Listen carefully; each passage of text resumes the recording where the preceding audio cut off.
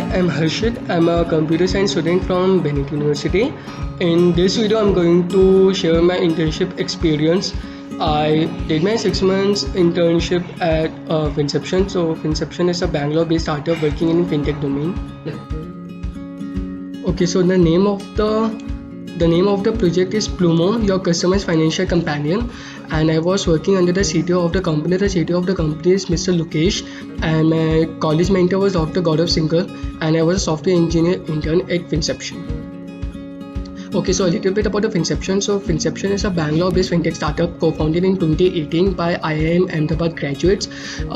So Finception aims to make stock market more accessible to common people who don't have a prior knowledge of how the stock market works or the lingo of the stock market. So Finception have a product called FinShots. So FinShots is a 3 minutes newsletter revolving about the finance market. So Finception got its funding from Zerodha. So Zerodha invested 4 crore in Finception, and Zerodha is the leading stock market broker in India. So Finception are working on a personalized financial app called Plumo. So I'm going to talk about Plumo. So first, let's understand the presentation agenda. So the presentation agenda of the video is understanding the market, so understanding the fintech market, understanding the problem, what is the problem Plumo is trying to solve, how are we solving it, so how is Finception solving the problem, my contribution to the project, my takeaways from the internship, and conclusion. So understanding the market. So as you can see from this PPT, from this slide, the fintech market in India looks really promising. So as you can see, in 2018 we saw 128 billion invested globally in fintech, and in 2020 it's going to be 310 billion. So that's a 25 annual growth rate. And also Ernst & Young Global Fintech Adoption Index 2019 says that India along with China leads emerging market with 87% fintech adoption rate in 2019. So it's really promising. And okay, so let's talk about robo-advisor, because understanding what robo-advisor is will be crucial for understanding what problem Plumo is trying to solve. So it's basically robo-advisor software product that can help you manage your investment without the need to consult a financial advisor or self-manage your portfolio. So what happens if you're into finance game, or if you're investing in stocks or mutual funds or something, you need someone as a financial manager to manage your funds. Or let's say if you want to buy a car or luxury vehicle or some sort of things, so you need to really do lots of things, manual calculations and lots of things. So robo-advisor software products can help you manage your investments. All you need to do is provide basic information like your salary, your savings, your how many people are dependent on you, things like those, and it's going to crunch the data you provide and build a portfolio and diversify your investments and all of those things. So that's what robo-advisor comes into the picture. So okay.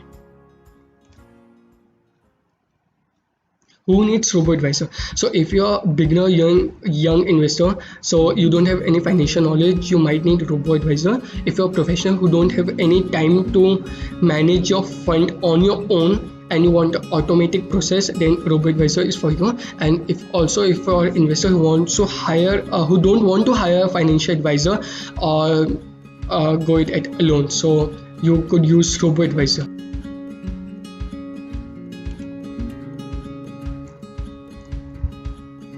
Okay, understanding the problem. So investor today can build and manage portfolio in 3 ways. Hire a financial advisor to create a curated portfolio, or do it yourself, or the third approach is go for a robo-advisor and give him the details and he'll come up with a really good plan, keeping your details and your goals in mind. So is robo-advisor new? So the short answer is no. The takeover of the robots in this classic field of wealth management. So this field is known as wealth management because you're managing your wealth and you want to create more wealth. So it's an emerging trend across the global industry. Robo-advice is common in USA, but unfortunately and surprisingly, in India the market is still wide open and there's no existing product offering full-fledged capabilities. So that's why Finception wants to make a robo-advisor, because it's really not there in the market right now. So one such example is Betterment. So Betterment is a US robo-advisor. It was founded in 2008. Yes, exactly, during the recession. So it was founded in 2008 and it's US's most leading robo-advisor. So that's what robo-advisors are and how are we solving it. So Finception aims to develop a personalized robo-advisor to help millionaires manage their finance efficiently and transparently. And so millionaires who do not have any understanding of stock market or how it works can avoid investing mistake, can automate the process, and can invest a smaller amount at a lower cost. So the aim of the Plumo platform is to create a web application as well as a mobile application, Android and iOS. So in this screen you can see Rainy Fund details. So what are the current savings, what are the funds, and in Rainy Day Fund I have Aditya Birla Sun Life Saving Fund Direct Plan, which is a mutual fund, and I have invested 18,000.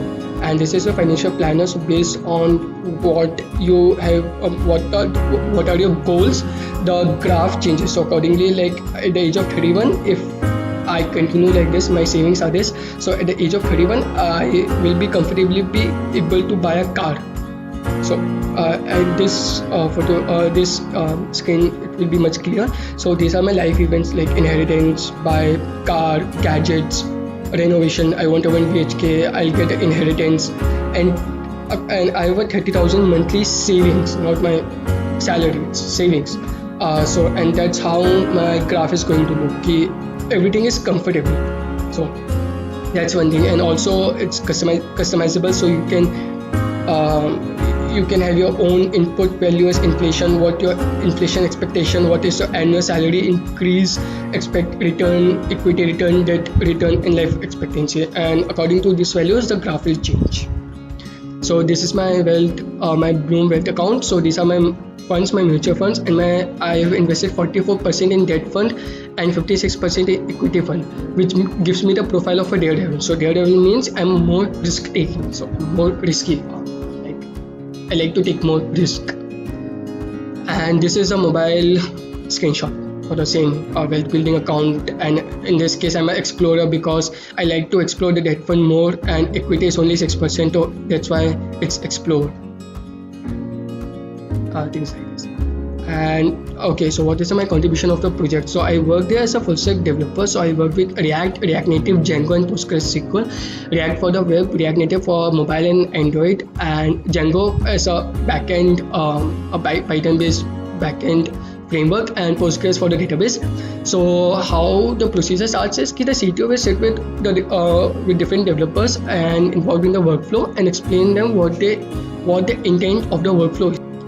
So understanding the intent of the workflow is crucial as a developer because you should know what you're making, and understanding the finance side of the product. So that's really a plus positive thing. And once the API endpoint is ready for the workflow, the backend developer and front-end developer sit together to integrate and deal with issue, error, and bugs. In most of the cases, the backend and front end of the specific flow is the same person.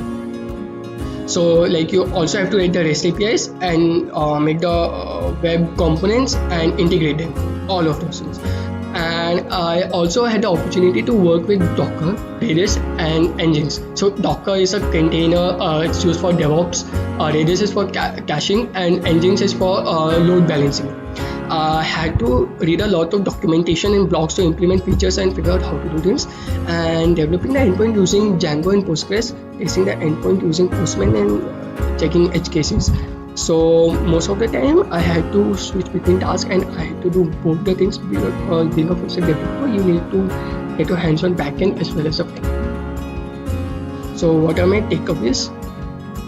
So my takeaways from the project are getting familiar with a completely new stack because I am still a fresher, still learning, and so being a full stack developer, I had a chance to learn like React Native, Django. That's made me a fully fledged developer.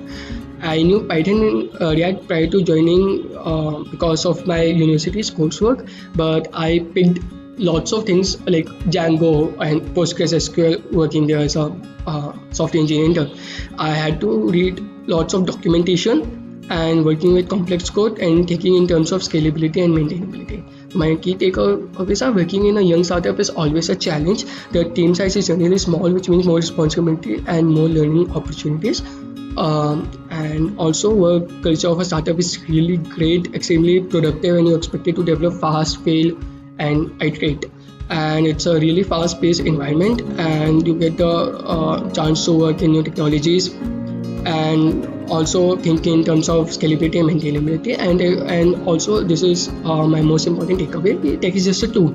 So you try to look things from business perspective and figure out what the customer really wants. So try not to be too much tech centric. So that's my key takeaway. And yeah, conclusion. So I think overall it was a really great experience. I learned a lot. I learned about the fintech domain. I really didn't have any understanding how the financial market works, what stocks are, what mutual funds are, and all of those things. So not only it gave me the exposure for being more technically developed, so I didn't only learn like technical stuff, I also learned about the finance and mutual funds and all of those things. And having a startup experience will help me a lot in my years to come once I start my own company. So yeah, that's it. Thank you for watching.